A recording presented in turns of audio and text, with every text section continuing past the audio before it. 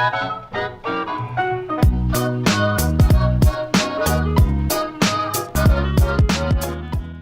YouTube, my name's Nero and today we have some Call of Duty Advanced Warfare in this week's episode of Dear Nero. Perhaps you're a new subscriber, perhaps you've never seen this series before. Well, if you've never seen it before, Dear Nero is a weekly series here on my channel that I do just about every Wednesday where I answer fan mail and or fan questions. And it's kind of a fun series. We've been doing it for years now, and we're like well over 100 episodes into it now. And you think that's a weekly series that I've done over 100 episodes in, it's a pretty long going series, so it's pretty fun. The gameplay you guys are watching is a game of Momentum here on the map Recovery using the HBR, and this gameplay I'm playing with my friends, and in this gameplay I was first Prestige, I believe, and up until this point, right, all I really played in Advanced Warfare was Domination and Kill Confirm. We're kind of new to Momentum, so it's a very, very close game throughout. I'm not going to spoil the ending, but chances are you're not going to be able to guess what happens at the end because it's pretty crazy what happens at the end of the gameplay. So hopefully you guys all sit back, relax, and enjoy that. And enjoy this week's episode of Dear Nero. Let's hop into the first question here. He's going to write, Dear Nero, where exactly did you get your name? Nero is quite unique considering that the only Neros that are quote-unquote popular is a dubstep artist and a Roman historian who married his sister, Drunk Nugget from Pluto. So Mr. Nugget, was Nero a historian? I'm pretty sure he was an emperor. If he was also a historian, then I'm pretty sure he's more well known for being an emperor. But this is a question I get quite a bit, you know. I've answered this question quite a bit as well, but it's YouTube. Subscribers, they come and they go, and they all end up having the same questions overall. Like, what is named your intro song? And why is your name Nero? People ask that stuff all the time. And I can't expect everyone to always know, so I like to try and re-answer this question on occasion. Where I got the name Nero is not from the Roman Emperor. It's not from the dubstep artist or anything like that. It's not from the computer software, which is apparently a thing that happens if you Google Nero. That's one of the things that pop up.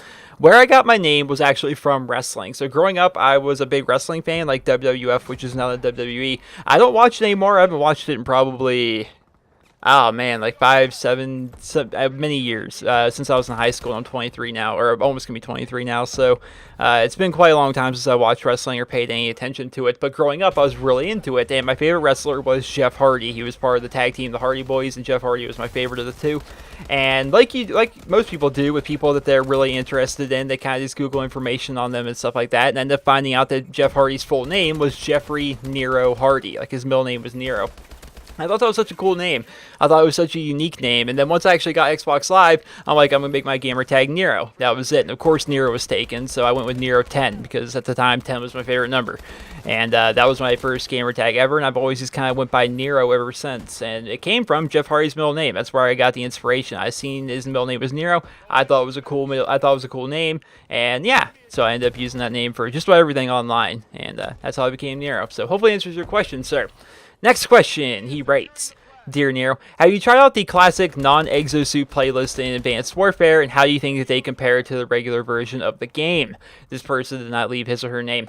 So, to an anonymous person who did not leave his or her name, I actually have not tried out the classic playlist yet. I don't really care to be perfectly honest. I'm going to eventually. I'm sure I'm going to actually try it out and see what it's like and see how it compares. Because you look at the map, the maps are designed, obviously, to be played without exosuits as well. There's a bunch of ladders and there's a bunch of ways for you to get around the map and whatnot without the ability of your exosuit. So it's definitely viable. I just haven't tried it because I haven't felt the need to. I actually like the exosuits. I like the exo movements and all the things that we can do with the exosuits. I haven't really had any complaints about that at all. I was really kind of worried that the game wouldn't feel like Call of Duty because of these suits, but really, I think honestly this improves the Call of Duty experience. Really, it's a good experience I'm having. I'm not sure if it's better overall necessarily and how it would work in every single Call of Duty game, but I do like it in Advanced Warfare, so I haven't really felt the need to try out the classic playlist, but I'm going to try it out eventually. And one of the things my friends have said, because they've actually played the classic playlist, is that it feels a lot slower. Like, you're so used to like being able to move fast and how fast you can navigate the map and just how fast the maps play and whatnot. When you play in Classic, according to them, because once again I haven't played it, it's very, very slow paced as compared to the standard playlist. So I don't know, I'll try it out eventually. Just haven't really given it a shot yet because honestly I love the exosuits and I love all the things that come with them. Next question, he writes, Dear Nero, I saw in your Madden video that you're playing against the Redskins. How do you feel about the scandal, and do you think that the name should be changed? Max from Maryland. So Max is referring to the Washington Redskins. I'm sure you guys have heard about the controversy surrounding the name of Redskins. Obviously, it sounds like kind of a derogatory term. You wouldn't want a team called like the Washington Whiteskins or the Washington Blackskins or anything like that. So Redskins would be just as offensive as any other race. It's understandable that some people would want the name to be changed. The reason the name has been changed so far, at least I don't think it's actually going to be changed, is for the historical value of the name and the history of the franchise and all that good stuff. There's a lot of things surrounding that. You look at like the Cleveland Indians, people give a flag to their name. You give the Atlanta Braves, people give flag to their name as well. Even though Brave is like a Native American warrior, there's nothing offensive or racist about that. I don't understand that. Indians, I can get it. It's kind of a it's not the proper term, Indian. The proper term is Native American if you want to be PR about it, but for the most part, Indian is kind of looked down upon. So I can see why people wouldn't like the idea of Cleveland Indians. I can definitely understand why people don't like the idea of the Washington Redskins. Personally, I'm not one that gets offended really about anything. So to me, because I don't really pay too much attention to it, and I don't really care too much about it, the name Redskins can stay. But if it offends so many people, and there's actually actual Native American stuff, they're actually offended by the term Redskins. They wish that this wouldn't have been the team name they want to be changed. It's a very simple change. Honestly, I can fix this thing in a freaking heartbeat. It's so simple. All you need to do is find like the Native American tribe that is around Washington D.C.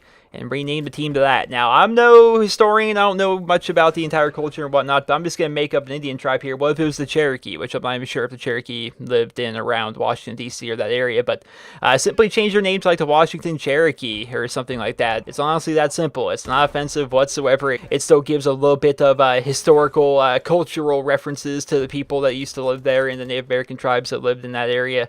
And yeah, I think it'd work out pretty well overall, just changing the name to that. You only have to change the logo. You don't have to change anything about it. You just change it to the Cherokee or whatever Native American tribe was from that area. That seems like a simple thing, but people are like really hell-bent on Redskin not being an offensive term, and I don't know. I don't have the answers. For me, it can stay if they want to keep it. If people really want it to go, I don't care if it goes either. It's one of those things I just really don't think about. But yeah, it seems like the simple solution is just name it after an actual tribe rather than calling them the Redskins. So I don't know, makes sense to me. Next question, he writes, Dear Nero, how often do you play Momentum in Advanced Warfare, and do you even like it, or did Sledgehammer do something wrong? And this person did not leave his or her name.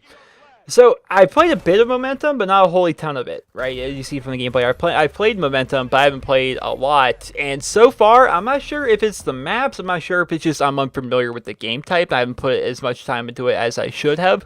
But right now, it feels as though Momentum, it doesn't play like War, man. It doesn't. Like, War is what Momentum is based upon, right? War is a Call of Duty game mode that was in, I believe, Call of Duty 3, and I'm pretty sure, yeah, Call of Duty 3 and World at War, I think, were the only games that War was actually featured in. And the last time it was featured in a game was actually back in World at War, which was 2008. And I love that game, and I had a lot of fun with it. And Momentum is basically the exact same thing they brought here into Advanced Warfare, but it doesn't feel like War, because the size of the maps in World of War, the game mode War itself was actually based upon map knowledge and spawn knowledge and controlling a particular area of the map very well. Whereas I found when you're playing Momentum, rather than, controlling an area, locking down spawns, and, understanding what the flow of the map, things like that, it's more or less like an ADD Sugar Rush Fest, where everyone's just kind of running around nonstop. Like, we were trying to play it the other night, and good golly, the amount of grenades and stun grenades and explosions and hip fire, it was crazy. It was honestly crazy how much just is happening at once. It's a very clustered game mode as compared to War, where War was not like that. War was not much of a cluster at all. War was about positioning. More than anything else, whereas Momentum is much different. It's much more fast-paced. But then again, like I said, I haven't played a ton of it, so those may just be my initial impressions of the game mode. It's going to, of course, take some more time to develop a full opinion on the game mode itself, but it really feels like it's a lot more fast-paced as compared to War was, and because of that, I'm not really a huge fan of it, to be perfectly honest. Like, I've been campaigning that War back in Call of Duty forever, but now that it's here, and it's like, man, it is just a constant hip fire, grenades, and, just craziness all the time. It's a cluster. It's a giant cluster a lot of the time. So far, I'm not really a huge fan of it. I do have some fun, there is fun to be had in the game mode, but it's not my favorite. Like, if I had to pick between, playing Domination and playing Momentum, I still think I'd go back to Domination over Momentum any day of the week. Next question, he rates, Dear Nero, what are your thoughts on Exo Survival? I really like it so far. I love your videos. Michael from Wisconsin. So Michael, my thoughts on Exo Survival. I've played probably 60 or 70 rounds of Exo Survival. I have a few initial impressions. First and foremost, I don't know what they were saying when Glenn Schofield on Twitter is like, give Exo Survival a chance. It's so much different than Modern Warfare 3's Spec Ops Survival. It's not different at all. It's the exact same thing. And because of that, I'm not really a big fan of it, just because I didn't like Spec Ops Survival back in Modern Warfare 3, and because of that, I don't really like Exo Survival all that much. There is some fun to be had, like your first game playing with your friends is pretty fun, but after I think that first game, it becomes it's a lot of repetition after that. It's like, oh, we gotta go do this, and it's not hard. I think the biggest part of it is when you're playing with friends, like playing solo. I've played solo and with a group. Solo is pretty hard, and because of that, it can be pretty interesting. Playing with friends, it's a snooze fest, man. It is so easy. It is so ridiculously easy. I got a bunch of my friends together. I got myself and 3 friends, and we went and played on Biolab. We went to go play some Exo Survival on Biolab because we know, we want to be able to get the zombie skin eventually and be able to unlock that. So, of course, to do that, you have to go through all the waves and all the tiers of Exo Survival. So, we're like, okay, so we'll try and just do all the tier 1 rounds here on Biolab. Very small map, very close quarters. We can probably pound through these rounds pretty quickly. Well, right away, it wasn't hard. Like, right away, we got our way all the way up to round 25. Then we beat it, and we got an achievement for that. And then it's like, oh, well, now you get to restart, but it's going to be harder, which reminded me a lot of Borderlands and what to do with, like, True Ball Hunter mode, where it's the exact same thing, except that enemies are a little bit harder. And it was the exact same thing, but apparently harder, but it didn't feel harder. It got to a point where we all just decided we were going to quick scope the enemies rather than, actually use assault rifles and submachine guns or heavy guns or anything like that. Eventually, we're on the equivalent of like round 40 or round 50, or getting close to round 50, and we're just sitting there quick scoping people. It is so ridiculously easy. It was not hard in the slightest to do well in that. We got through our 25 rounds, then we got what was it? It's like 1 squared or something like that. It was like the second tier of rounds, and we got all the way through that and beat that with no problems whatsoever. And so because of that, we got our 50 rounds. Now we're able to move on to tier 2, and I haven't been able to play it since we unlocked tier 2. I haven't really played, but for me, I just don't have fun with it personally. I see why people like it. Some people like Exo Survival. Some people like the Spec Ops Survival from Modern Warfare 3. But for me, I don't know. Something about it just doesn't seem that fun. Like, I just don't have a whole lot of fun playing that game mode. So, I don't know. It's not really for me. I think eventually I'm going to end up power grinding through. Because, once again, it's not very hard to do. I'm going to power grind through the levels and just get to the point where I can actually unlock the zombie skin for multiplayer. Because I think that'd be pretty cool. Next question. He writes, Dear Nero, Advanced Warfare Lightning Round. Favorite gun? I'd say my favorite gun would be the HPR A3 so far. That gun's a lot of fun. I like the way it looks, the way it performs. Definitely a cool gun. Favorite map? I'd say Detroit. Detroit is my favorite map. Favorite perk? Blast Suppressor. Definitely Blast Suppressor. Favorite attachment? Favorite attachment? Probably foregrip. I don't use attachments, honestly, a whole lot, so definitely foregrip, actually. Yeah, definitely foregrip. Favorite exo ability? Overclock. It's the only one that's worth a damn. Favorite game mode? Domination and Search and Destroy, with the lean towards Search and Destroys, because you level up so ridiculously quick there. What is your highest kill streak? 19, pretty sure. What is the most kills you ever got in a single game? 62. 62 is the most kills I've ever gotten in a single game. Is Advanced Warfare better than Black Ops 2? It is far too soon to say that, way too early, and Black Ops 2 is one of, if not the best Call of Duty we've ever had. If you simply think about the fact that Black Ops 2 had more people playing it concurrently than people were playing Call of Duty Ghosts during Call of Duty Ghosts' life cycle, that's a sign that it was a damn good Call of Duty. Or maybe it was a sign that Ghost was a bad Call of Duty, but regardless, it was a damn good game. Black Ops 2 might be the best Call of Duty we've ever seen, and it's going to take a lot to be able to beat that. And a game that's been out for less than 2 weeks, you can't say that's better than a game that's been popular among fans for over 2 years now. From Gifted Sloth in Australia. So those are your 10 questions. Nice little Advanced Warfare lightning round. I like those. Those things are fun to do when people send in questions like that. Next question, he writes, Dear Nero, will you be posting Hearthstone again with the new Goblins vs. Gnomes expansion when that comes out? Have an awesome day, Joe from New Zealand. So Joe, totally. I am stoked for that. I think it's coming out next month too. If you guys don't know Hearthstone, it's a damn good game. If you don't play Hearthstone, you're not doing it right. It's a free-to-play card game on your computer, which is pretty freaking cool. It's made by Blizzard, and it's kind of set in the World of Warcraft universe. So basically, all the cards are references or characters and stuff like that from the World of Warcraft universe. It's a very fun game. It's a very competitive game. It's a game that is very easy to pick up, and one of those ones again that's like difficult to master. I love that. I posted a bunch of Hearthstone videos over on my Let's Play channel, which is youtube.com/NerosLet's if you guys want to check that out. There's a link down in the video description to that. But I haven't posted a lot of Hearthstone lately. Actually, I haven't posted really a lot lately because of all the Advanced Warfare videos. But I did post a lot of Hearthstone, and I just kind of stopped. And the reason I kind of stopped was, once the Curse of Naxxramas expansion was kind of done with, and once that was kind of over with, I really didn't have much to really play for in Hearthstone. I did some videos where we're opening some packs, and of course I would try out decks, and I would try out gimmicks, and I'd go play ranked with that. But eventually it got to the point where I've really kind of I've hit a skill ceiling in Hearthstone. I found, no matter what decks I use, which the Control Warrior is the deck I like to run the most, I found that no matter what, every single season, I get myself up to about rank 12 or rank 13, somewhere in there. And then once I get there, I just start trading wins and losses. You know, I win a game, lose a game. Win 2 games, lose 2 games. You know, just trading wins, trading losses. I never actually make it past that rank 12 barrier. And because of that, it's like, you know, what's there to play for, really?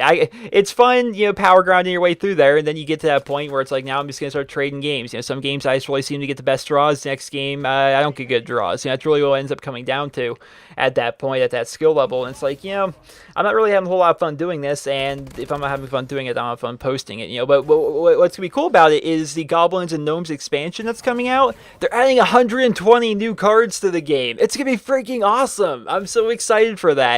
Because having all those new cards in the game really freshens up the game. When you play, you see a Warlock, you're like, oh cool, he's going to be running Zoo. You see a Warrior, it's like, oh boy, he's going to be a Control Warrior. You basically know what deck everyone is running just simply based upon the hero they're playing as. And because of that, it's like, it's not really fun. There's no real variety in this game. Curse of Nax was pretty cool. I mean, you got to make Death Rattle decks, and that was definitely a lot of fun. And it was cool, all the 30 cards that they added to the game. We were actually able to see some new decks and see some new things because of that, and that was pretty nice.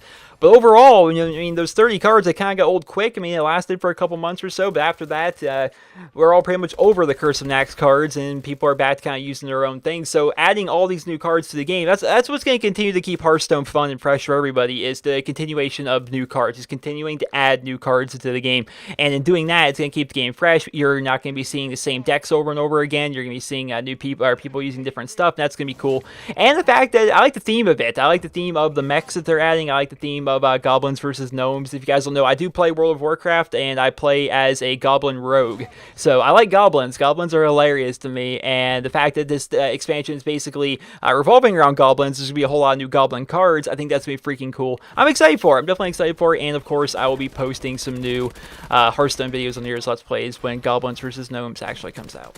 Next question, he writes, Dear Nero, I'm a fairly new subscriber to your channel, and ever since I watched that first video of yours, I've been wondering, why do you always pause in your outro before saying have a wonderful day? I feel like it's an inside joke that I'm not a part of, and this person did not leave his or her name. So everyone always asks me about that. I don't know why I do it.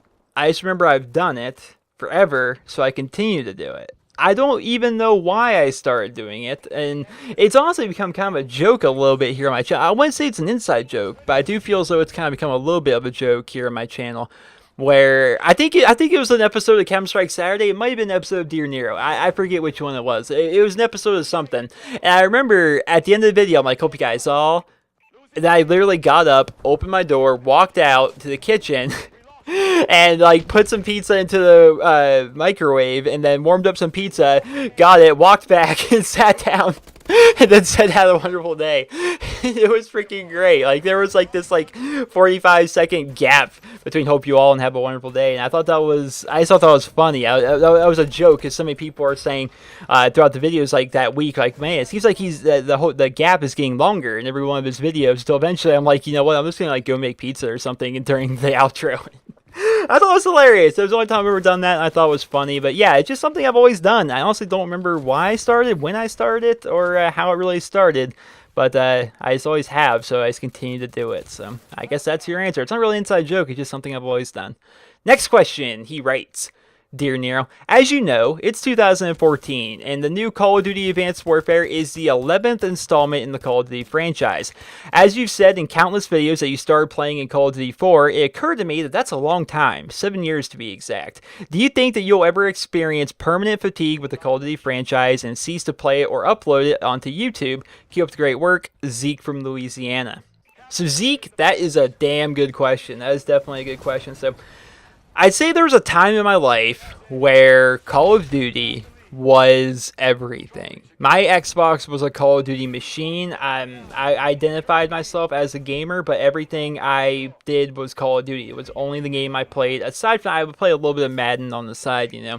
But for the most part, I only played Call of Duty. Every day, Call of Duty. It was my friends and I, we played nothing but Call of Duty. And I've put a ridiculous amount of playtime in Call of Duty over the years. Like, I'm trying to think. I could probably name roughly how many days of playing time I have on every Call of Duty. So I probably 35 days on Call of Duty 4 and 30 days on World at War, 45 days in Modern Warfare 2, roughly 30 days in Black Ops. I think I put probably 20 days into Modern Warfare 3. I think I put like 25 days into Black Ops 2. I think I only put 10 days into Ghost because all things considered, it was not my cup of tea in a lot of respects. And Advanced Warfare here, I'm definitely playing a bit, but you level up really quickly in this game. I put a lot of time in the Call of Duty, more so than just about all of you, I'd imagine. And I have seen some fatigue from Call of Duty. I'm not that person I was many, many years ago. You know, I remember being in high school, like being in like 10th grade and just sitting there in like homeroom thinking, I cannot wait to go home and play some more Search and Destroy on World at War with my friends. You know, I couldn't wait for that. It was so much fun. Now, that was like when I really got into Call of Duty, was just playing with my friends all the time on World at War, and it was great. And I don't really have that anymore. I don't really have that drive, I would say, where every day it's like, I can't wait to play Call of Duty. I still get excited to play Call of Duty. I still have fun playing Call of Duty, but I don't have like that drive like it's the only thing I ever want to do ever. It's the kind of thing where those of you guys that are in school, do you guys think about playing Call of Duty while you're at school? I don't think I'm necessarily at that point anymore. The same thing kind of goes like those of you guys that are at work. Like, do you think while you're at work, you're like, man, I can't wait to get home and play some Advanced Warfare tonight. That's going to be a blast. I don't necessarily think that anymore. I think part of that has to do with the fact that I've played so much Call of Duty, and I think another part of it is the fact that Call of Duty is kind of my job at this point with YouTube and how everything goes with that. And so I don't really have like this driving force to play Call of Duty, but I still definitely enjoy the game. I still play the game a ton. It's just that over the years, it's not my only game anymore. I think I still love Call of Duty as much as I always have, but I've also found like a newfound love for a bunch of different games as well. Of course, I don't post most of those games here in my channel, but I do play a bunch of other games outside of just Call of Duty. And because of that, I think I've been able to keep my sanity over these years. Because if I only played one game for 7 years straight, that would be freaking absurd, right? So playing games like World of Warcraft and playing The Elder Scrolls Online and playing Civilization and playing Hearthstone and playing DayZ, we did a bunch of that, and Borderlands 1 and Borderlands 2 and Borderlands a pre-sequel, and of course playing Madden and games like that, and Red Dead Redemption was another game I went on a giant binge with a year or two ago. And just playing a bunch of other games as well makes it so Call of Duty can still be fresh for me and I can still enjoy playing it. So will I ever see permanent fatigue to the franchise? I don't know, because I'm already 7 years in, right? And you think if I were to feel like that permanent fatigue with the franchise, I would probably be done with it already. I probably would have stopped enjoying it a long time ago, but I haven't, you know. And I think if you can do something for 7 years and you still enjoy it after 7 years, I think you're pretty much set with that thing for a very, very long time. I don't know if I'll ever feel that permanent fatigue you're talking about, but so far it hasn't happened, and I don't foresee it ever really happening because I play a lot of games outside of just Call of Duty, which is kind of a misconception about me. A lot of people think, oh, he doesn't play Call of Duty, he's just some Call of Duty nerd. I do play Call of Duty quite a bit, but it's definitely not my most played game. I kind of have like an even rotation with all my games, so I don't know. I like Call of Duty, and I think I'm going to continue to like Call of Duty for a very long time. Next question, he writes, Dear Nero, have you put any thought into making an Advanced Warfare montage? Because I know that me and your other subscribers would really love to watch, given the fact that you make the best montages here on YouTube. Keep up the great work, Nero. David from California. So David, first of all, thank you. I'm glad you enjoy my montages. The montages I make, I'd say they're a lot like they're old school style montages, right? The kind of montages you see from me, of course, like the standards for the clips, I would say, are a bit higher than they used to be, but the way they're edited and the way they're put together is pretty similar to how montages were when I first got into YouTube, which was like back in Call of Duty 4 and World at War, of course, and early Modern Warfare 2. So I like the editing style. I like just how it's a very simple montage. I like putting together a montage. I like getting them. Will I make an Advanced Warfare montage? Sure. It's just a matter of getting the clips. You know, for me, like the minimum thing I like to see in a clip is at least a quad feed. And I've only gotten a couple of those here in Advanced Warfare so far. One of them was really freaking cool. It involves punching a lot of people, so that was pretty fun. But I haven't gotten a whole lot of clips for it. And I remember last year with Call of Duty Ghosts, I kind of rushed my first montage, and it didn't look. It wasn't good.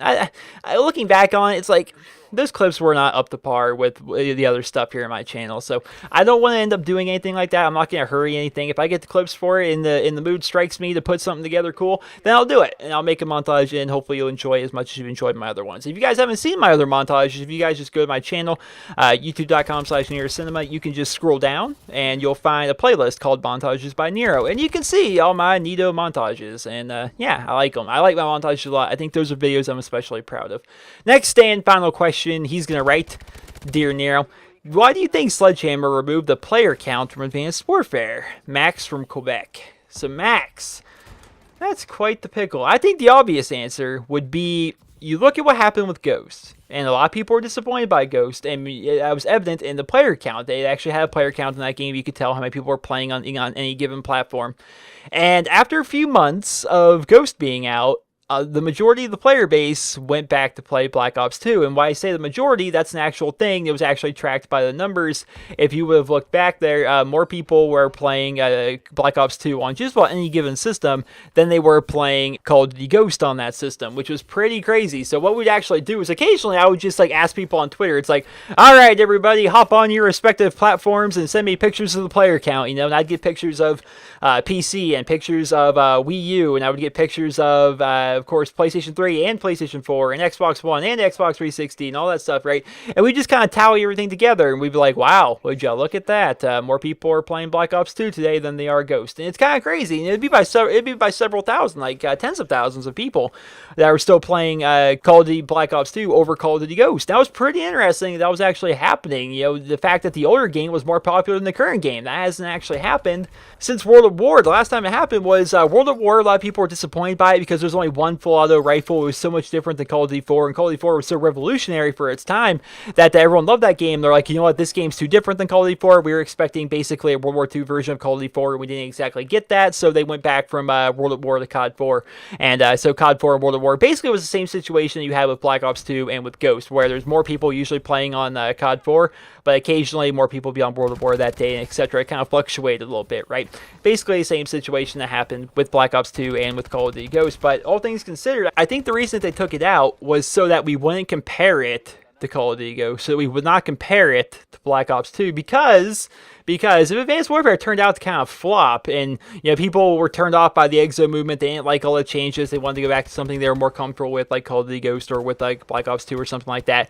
They didn't want people like me, I suppose, making videos saying, "Hey guys, what you looking over here? The kids these days, they don't like this new stuff. They like the old stuff." Yeah, I don't think they wanted stuff like that happening. I think would be the reason why they hide the player count, which is pretty annoying because that's useful information. One, for making videos, kind of tracking the popularity of a Call of Duty game, but as well as just simply playing the game. I like to know how many people are in each game mode. You know, if I want to go play Momentum, there's only 500 people playing Momentum. You know, I would probably go play something else, because chances are, if you run into like an annoying lobby or something like that, chances are it's gonna be the only lobby you're gonna get into if the lobby only, or if the game mode only has 500 people. So I don't know. It's useful to be able to tell how many people are in each individual game mode, and it's cool for tracking how many people are liking different stuff. Like Momentum is a brand new game mode here in Advanced Warfare. We haven't seen it since 2008 with War back in World at War. It'd be cool if we could see how many people were playing that game mode as compared to more traditional stuff like Domination and Team Deathmatch and Search and Destroy. What's going on with the searches? You know, are more people playing Search and Destroy right now, or are more people playing Search and Rescue? These are cool things that I would like to know. I think you guys would like to know, but we're not going to be able to know them because Sledgehammer is hiding all of the player counts, and that's kind of annoying that they would do that. So hopefully they'll address that here in the near future. future. Well, that about wraps it up for me. I hope you guys all enjoyed this week's episode of Dear Nero, and if you did, please be sure to leave a rating where you guys feel the video deserves. If you guys would like to send in your guys' questions for our next week's episode of Dear Nero, simply send me a personal message here on YouTube. If you guys know how to do that, keep in mind you're going to have to do this from your computer, because apparently it doesn't work on mobile. I don't know the whole situation with that, but you go to my YouTube channel, youtube.com/NerosCinema. You go to the About tab, and if you scroll down towards the bottom of the About tab, you'll find a send message button, and then from there you can send me your message. It's a lot easier if when you send me your message, that the first words in your message be Dear Nero, and then just follow it with your question. That way, when I'm scrolling through all my messages, it's a lot easier to differentiate the ones that are for Dear Nero and the ones that are for other things and stuff like that, you know. So if you can start your message off with Dear Nero, that definitely helps out a whole lot. And next week, every Wednesday morning, I go through all the questions you guys sent in for the week. I pick out a few of them and I answer them here on Dear Nero, and that's how the series works. So if you guys want to send your questions, you want the possibility of being featured next week, go ahead and send me your guys' questions. And yeah, that's how it's always works. So hope you guys all enjoyed this video, and if you did, please be sure to leave a rating. Hope you guys all have a wonderful day.